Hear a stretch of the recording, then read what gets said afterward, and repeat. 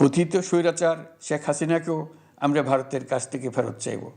দায়ী ব্যক্তিদের বিচার হওয়ার পর আওয়ামী লীগকে নির্বাচনে স্বাগত জানানো হবে, ডক্টর ইউনূস।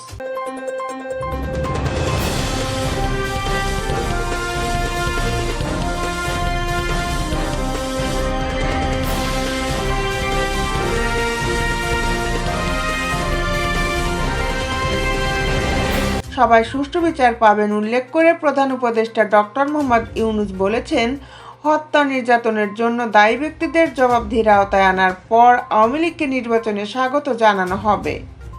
মার্কিন সাময়িকী টাইমকে কথা বলেছেন তিনি। বৃহস্পতিবার টাইমের এক প্রতিবেদনে এ তথ্য জানানো হয়েছে।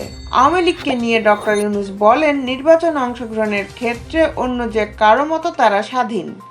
আমরা তাদের রাজনৈতিক ক্ষেত্রে মোকাবেলা করব। টাইমের প্রতিবেদনে ছাত্র জনতার অভ্যুত্থানের মুখে গত 5ই আগস্ট আওয়ামী লীগ সরকারের পতন, ডক্টর ইউনূসের নেতৃত্বে অন্তর্বর্তী সরকার গঠন, সংবিধান, নির্বাচন কমিশন, পুলিশ প্রশাসন সহ বিভিন্ন ক্ষেত্রে সংস্কারের উদ্দেশ্যে কমিশন গঠন, মানবাধিকার, যুক্তরাষ্ট্রের সঙ্গে বাংলাদেশের কূটনৈতিক সম্পর্ক সহ বিভিন্ন বিষয়ে আলোকপাত করা হয়েছে।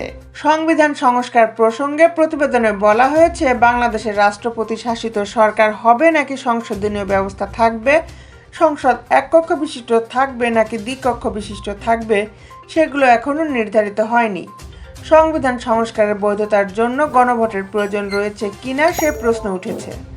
তবে এই সংস্কার প্রক্রিয়ায় বাংলাদেশের বর্তমান কোনো রাজনীতিককে যুক্ত করা হয়নি। এই বিষয়ে বিএনপির তথ্য প্রযুক্তি বিষয়ক সম্পাদক এ.কে.এম. ওহাদুজ্জামান বলেছেন, কোনো রাজনৈতিক দলের সঙ্গে আলোচনা ছাড়াই তারা 6টি সংস্কার কমিটি গঠন করেছে। এটা ভালো লক্ষণ নয়, এটা কর্তৃত্ববাদীর ইঙ্গিত দেয়। তার ভাষ্য মতে, নির্বাচনের জন্য নির্দিষ্ট কোনো তারিখ এখনও নির্ধারণ করেনি সরকার। তিনি বলেন, প্রথম আমাদের রেল লাইন ঠিক করতে হবে যাতে ট্রেন সঠিক দিক দিয়ে যেতে পারে। টাইমের প্রতিবেদনে বলা হয়েছে, বাংলাদেশের সবচেয়ে পুরনো রাজনৈতিক দল আওয়ামী লীগের অংশগ্রহণ বাদে সত্যিকারের জাতীয় ঐক্যমত সম্ভব নাও হতে পারে। অন্তত একটা সময় দলটির বিপুল জনসমর্থন ছিল। বর্তমানে দেশে অবস্থান করা আওয়ামী লীগের সদস্যরা বলছেন, তারা কোনো বাছবিচার ছাড়া নির্বিচার আক্রান্ত হচ্ছেন। কিন্তু তিনি আদালতে আত্মসমর্পণ করছেন না, কারণ তিনি হৃদরোগে ভুগছেন এবং মনে করছেন যে তাকে জামিন দেওয়া হবে না।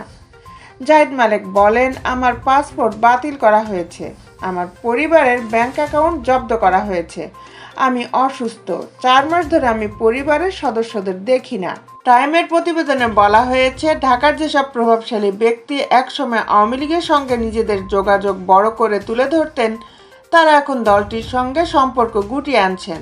মানবাধিকার সংগঠনগুলো উদ্বেগ প্রকাশ করে বলছে যে, শেখ হাসিনা প্রতি সহানুভূতিশীল সাংবাদিকদের প্রেস এগ্রিডিটেশন কার্ড কেড়ে নেওয়া হয়েছে এবং অন্তত 25 জনের বিরুদ্ধে ছাত্র জনতার অভ্যুত্থানের সহিংসতার মামলায় অভিযোগ আনা হয়েছে। দেশ বিদেশের আপডেট নিউজ পেতে আমাদের সাথেই থাকুন। Justice television, Dhaka.